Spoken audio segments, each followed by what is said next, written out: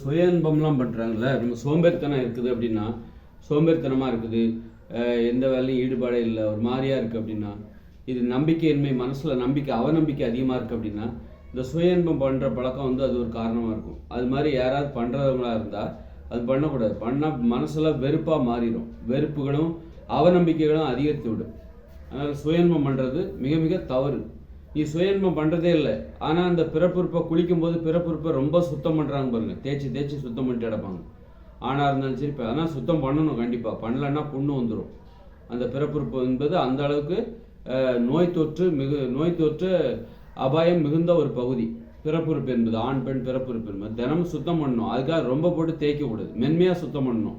ரொம்ப போட்டு தேய்க்கும் போது அதுக்குள்ளேருந்து காம உணர்ச்சி உருவாக ஆரம்பிச்சிடும். அப்படி உருவாச்சினாலே என்ன ஆகும் அப்படின்னா மனசு கெட்டு போயிடும். அதுவும் ஒரு சுய இன்பம் பண்ணுற மாதிரி, அதாவது சுயன்பம் அந்த அந்த உணர்ச்சியை எதிர்பார்த்து அந்த பிறப்புறுப்பை வந்து சுத்தம் பண்ணும்போது காம உணர்ச்சி உருவாகும் அப்படின்னு தெரிஞ்சே சுத்தம் பண்ணுறதே அடுத்தமாக சுத்தம் பண்ணிகிட்டு இருப்பாங்க. ஏன்னா பிறப்புறுப்பை வந்து ஆண்களும் பெண்களும் குளிக்கும்போது பிறப்புறுப்பை வந்து ரொம்ப சுத்தம் பண்ணும்போது என்ன ஆகும், அதுலேருந்து காம உணர்ச்சி உருவாகும். அதை எதிர்பார்த்தே இவங்க என்ன பண்ணுவாங்க, ரொம்ப போட்டு சுத்தம் பண்ணிகிட்டு இருப்பாங்க. அப்போ அதுவும் ஒரு சுய இன்பமாக தான் மாறும். சுய இன்பங்கிறது நீ சுயமாக இன்பத்தை தேடினாலே உனக்கு வந்து மனசில் வந்து உழைப்பதற்கே சோம்பேறித்தனம் வந்துடும். சுயமாகவே இன்பத்தை தேடுற ஒரு காமம் என்பது பிறரை சார்ந்து பெற வேண்டும். அதில் அவ்வளோ பெரிய நடைமுறைகள் இருக்குது. பிறரை சார்ந்து ஒரு ஆண் வந்து பெண்ணிடமிருந்து காம இன்பத்தை பெற வேண்டும் என்றால் அவளுடைய நன்மதிப்பை பெற வேண்டும். நீ உன்னை பற்றி 4 பேர் நல்லதாக பேசணும். அப்போ நல்லதாக பேசணும். அப்புறம் உன்ட ஒரு தொழில் திறமை இருக்கணும். எல்லாம் இப்படி ஒரு தகுதியானவராக மாறினா தான் ஒரு பொண்ணுக்கு ஒன்றை பிடிக்கும். ஒரு பெண்ணிடமிருந்து காம இன்பத்தை பெறுவதற்கு இது போன்ற முறையான வழிமுறைகள் இருக்குது. அதுபோல் ஒரு பெண்ணும் அப்படி தான். ஒரு பெண்ணும் காம இன்பத்தை பெற வேண்டும் என்றால் அவர் 4 பேர்கிட்ட நல்ல பேர் வாங்கணும். அப்புறம் தொழிலில் திறமையானவராக இருக்கணும், நிர்வாக திறமை இருக்கணும், நல்ல பண்புகள் இருக்கணும். இதையெல்லாம் பார்த்து தான் வந்து ஒரு ஆணுக்கு ஒரு பெண்ணை பிடிக்கும்.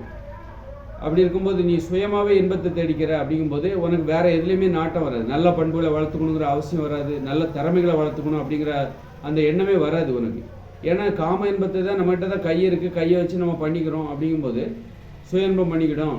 காம இன்பத்தை நாம் பிறரை சார்ந்து பெற வேண்டிய அவசியம் இல்லை, அவங்க கையை வச்சே பண்ணிக்க வேண்டியதான். அப்படி இருக்கும்போது நான் எதுக்கு நல்ல பண்புகளோடு இருக்கணும் அப்படிங்கிற எண்ணம் சுய இன்பம் செய்கிறவர்களுக்கு வந்துவிடும்.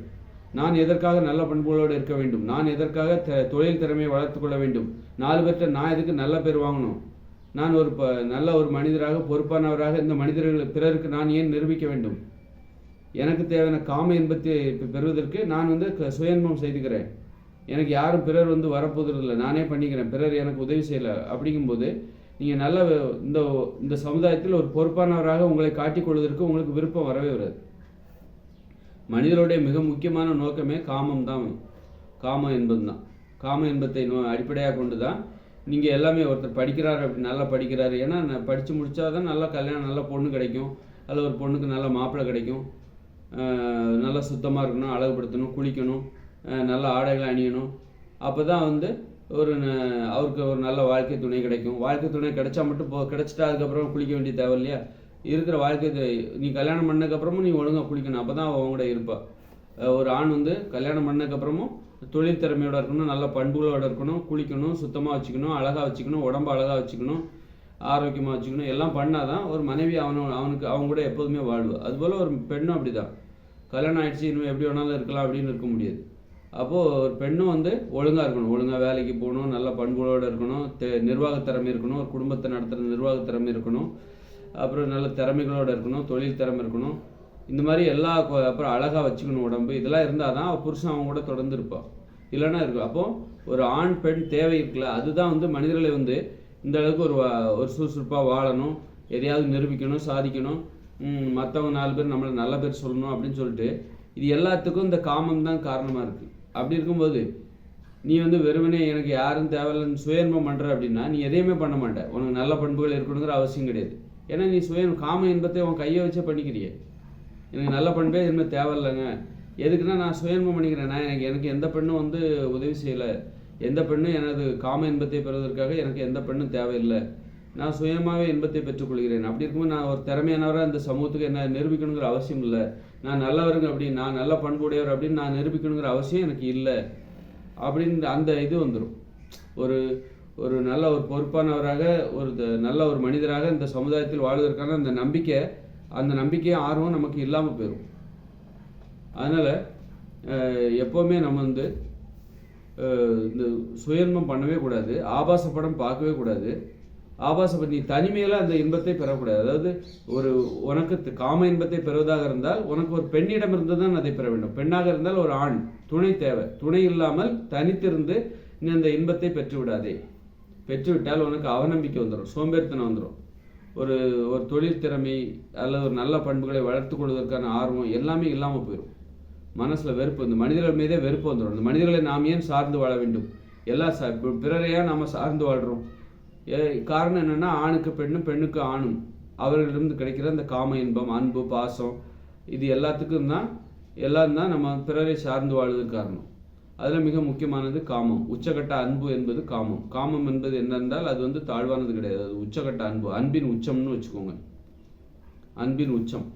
அந்த உச்சத்தினால்தான் இந்த மனித இனமே பிறக்குது. உடலோடு வைத்துக் கொள்வதால் தான் மனிதர்களே பிறக்கிறாங்க. மனித இனம் இன்னைக்கு வரைக்கும் இருக்குதுன்னா அந்த உச்சகட்ட அன்புனால தான் காரணம். அப்படி இருக்கும்போது அத்தகைய அன்பை பெறுவதற்கு நீ எதை தேர்ந்தெடுக்கிறாய்? நீ ஒரு பெண்ணை காதலிக்கணும், அல்லது ஒரு பெண்ணாக இருந்தால் ஆணை காதலிக்கணும், அப்புறம் கல்யாணம் பண்ணணும். அப்புறம் அதுக்கு உனக்கு தகுதிகள் வேணும், தொழில் திறமை வேணும், நல்ல பண்புகள் வேணும், 4 பேர் உன்ன மாதிரி நல்லபடியாக சொல்லணும், பார்க்கறதுக்கு நல்லா இருக்கணும், ஆரோக்கியமாக இருக்கணும். இப்படி அனைத்து விதமான தகுதிகள் இருந்தால் தான் அந்த முறையான வழியில் உனக்கு காம இன்பத்தை பெற முடியும். உனக்கு தேவையான காம இன்பத்தை நீ முறையான வழிகளில் பெற முடியும். அப்படிலாம் இல்லாமல் நான் சுயன்பம் பண்ணிக்கிறேன்னா உனக்கு இந்த முறையான வழிகள் மேலே உங்களுக்கு நம்பிக்கை இல்லாமல் போயிடும். நான் எதுக்கு தொழில் திறமையை வளர்த்துக்கணும், நான் எதுக்கு நல்ல மாதிரி நடந்துக்கணும், நல்ல பண்புடையவர் என்று நான் எதற்கு இந்த சமூகத்திடம் நான் என்னை நிரூபிக்க வேண்டும் அப்படிங்கிற அந்த எண்ணம் வந்துடும். எண்ணம் வந்துச்சுன்னா நம்ம ஒரு சோம்பேறியாக மாறிடும். அப்புறம் அவநம்பிக்கை வந்துடும், மனிதர்கள் மேலே வெறுப்பு வந்துடும், மனிதர்களை சார்ந்திருக்கவே நமக்கு பிடிக்காது, வார்த்தையில் மனசெல்லாம் கெட்டு போயிடும், கெட்ட வார்த்தைகள் வந்து விடும். அதனால தான் சுயன்பம் பண்ணக்கூடாது. சரி, சுயன்பம் பண்ணலப்பா, ஓகே. குளிக்கும் போதாவது அதை ரொம்ப அழுத்தி தேய்ச்சி சுத்தம் பண்ணக்கூடாது. சுத்தம் பண்ணணும், ஆனால் கண்டிப்பாக பிறப்புறுப்பை ஆண்கள் பெண்களும் சுத்தம் பண்ணணும். ரொம்ப அழுத்தி பிடிச்சி தேய்ச்சி ரொம்ப சுத்தம் பண்ணக்கூடாது. அப்படி சுத்தம் பண்ணால் அதுவே ஒரு சுயன்ப நோக்கமாக மாறிவிடும். அதில் காம உணர்ச்சி வராத மாதிரி சுத்தம் பண்ணணும், மென்மையாக சுத்தம் பண்ணணும். காலை மாலை 2 வேளை குளிக்கிறோம், காலையிலையும் சுத்தம் பண்ணணும், சாயந்தரம் குளிக்கும்போது, இரவு குளிக்கும்போது இரவும் சுத்தம் பண்ணணும். ஆனால் மென்மையாக சுத்தம் பண்ணணும்.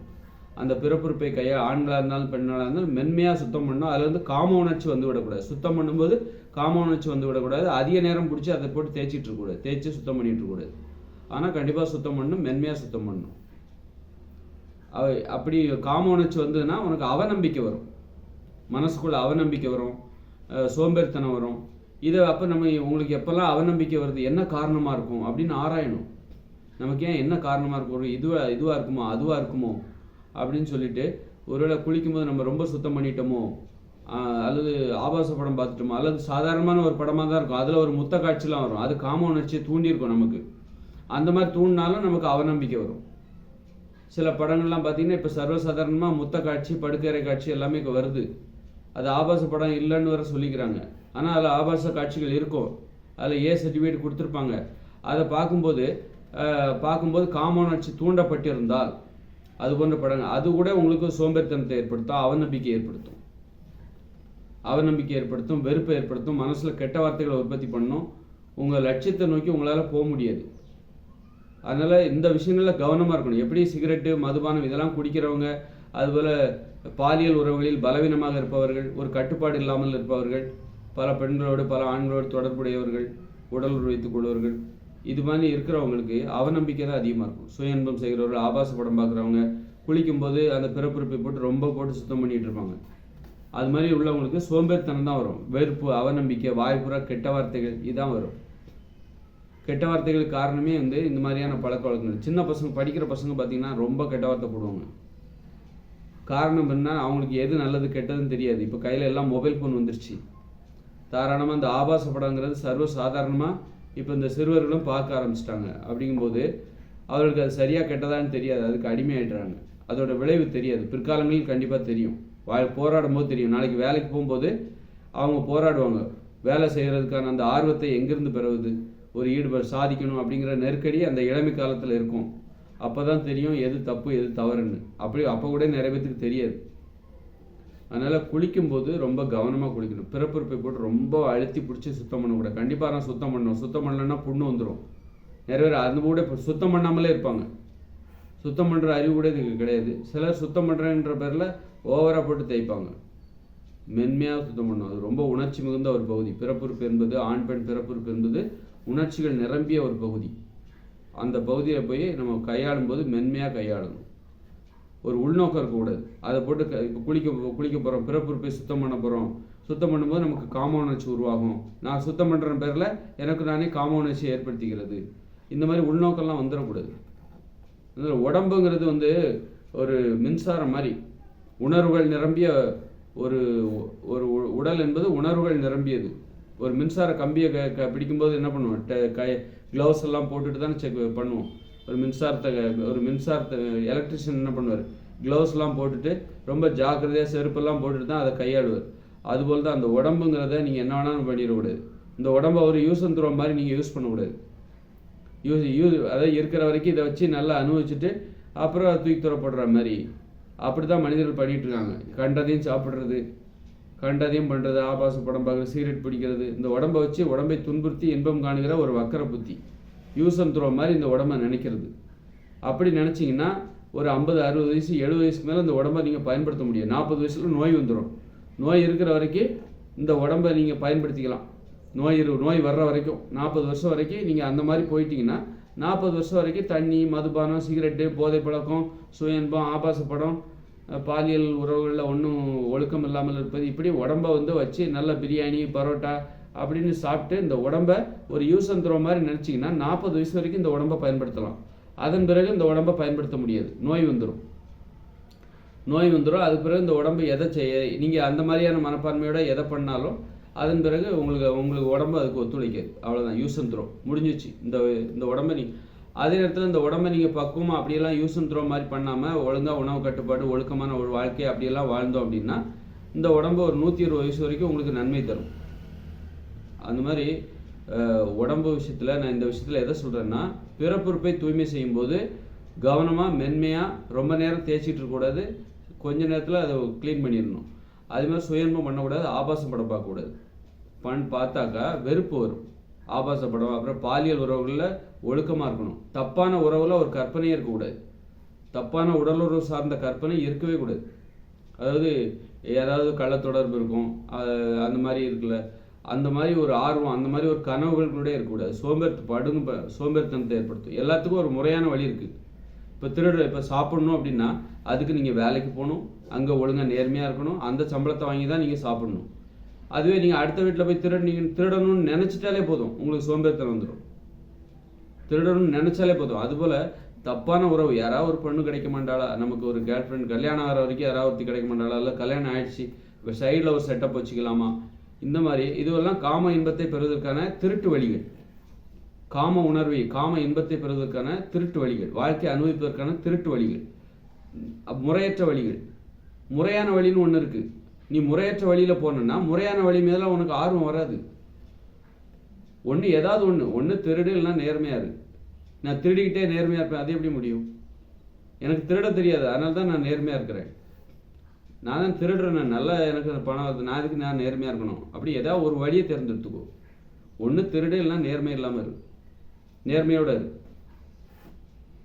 ஏதாவது ஒரு வழி தான். அதனால் முறையான வழி, அதன் மீது மட்டும் நம்பிக்கை வச்சாதான், முறையான வழியில் போகிறதுக்கு தான் நமக்கு ஒழுக்கம், கட்டுப்பாடு, ஒரு கடின உழைப்பு, இதெல்லாம் ரொம்ப 4 பேர்ட்ட நல்ல பேர் வாங்கணும். இது முறையான வழியில் போய் உனக்கு தேவையை பெறுறது. இப்போ உனக்கு தேவையான பணத்தையோ பொருளையோ மற்றவங்கள்ட்ட இருந்து திருடி கூட நீ எடுத்துக்கலாம். அப்படி திருடுவதில் உனக்கு நம்பிக்கை இருந்ததுன்னா நீ ஏன் கடினமாக உழைக்க போகிற? நீ எதுக்கு ஒரு ஆஃபீஸுக்கெல்லாம் வேலைக்கு போகணும், அங்கே ஒழுங்காக நல்ல பேர் எடுக்கணும்? அதெல்லாம் தேவையில்லையே. நீ தான் திருட போறியே. திருடி உனக்கு தேவையான பணத்தையோ பொருளையோ எடுத்துக்க போறியே. அதனால் எப்போவுமே ஒரு காம இன்பமாக இருந்தாலும் சரி, அதை பெறுவதற்கு முறையான வழி இருக்குது. ஒரு பெண்ணை காதலிக்கணும், கல்யாணம் பண்ணணும், முறையான வழிமுறைகள் இருக்குது. அப்படி தான் அந்த காம இன்பத்தை பெற வேண்டும். அப்படிலாம் இல்லாமல் கள்ள தொடர்பு, ஆபாச படம் பார்க்குறது, சுய இன்பம் செய்வது, அப்புறம் குளிக்கும்போது பிறப்புறுப்பை போட்டு ரொம்ப தேய்ச்சிக்கிட்டே இருக்கிறது, இப்படி அதன் மூலம் காம இன்பத்தை ஏற்படுது. இப்படி முறையற்ற வழியில் போய் நீ காம இன்பத்தை பெற்றால் என்ன ஆகும்னா, முறையான வழி மேலே உனக்கு நம்பிக்கை எல்லாம் போயிடும். நம்பிக்கை, சோம்பேறித்தனம் வரும், வெறுப்பு வரும், கெட்ட வார்த்தைகள் வரும், வாய் ஃபுல்லாக கெட்ட வார்த்தையாக வரும், மனசு ஃபுல்லாக கெட்ட வார்த்தையாக வரும்.